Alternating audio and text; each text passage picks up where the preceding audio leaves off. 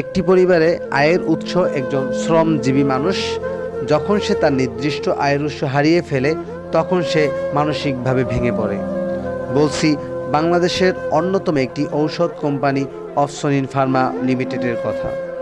কোম্পানিটি নোটিশ ছাড়াই ছাঁটাই করেছে 500-র অধিক কর্মী। শ্রমিকরা বলেন, 10 থেকে 20 বছর শ্রম দিয়ে আসছি এই প্রতিষ্ঠানে।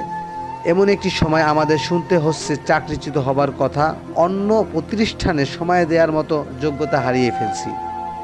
3 দিনের অধিক সময় হয়ে গেল আন্দোলনরত অবস্থায় আছি নিজেদের দাবি আদায়ের জন্য। মালিক পক্ষ থেকে কোনো সাড়া পাচ্ছি না। তারা আরও জানান, 48 ঘন্টা সময়ের মধ্যে তাদের দাবি মেনে না নিলে তারা মহাসড়ক অবরোধ করবে।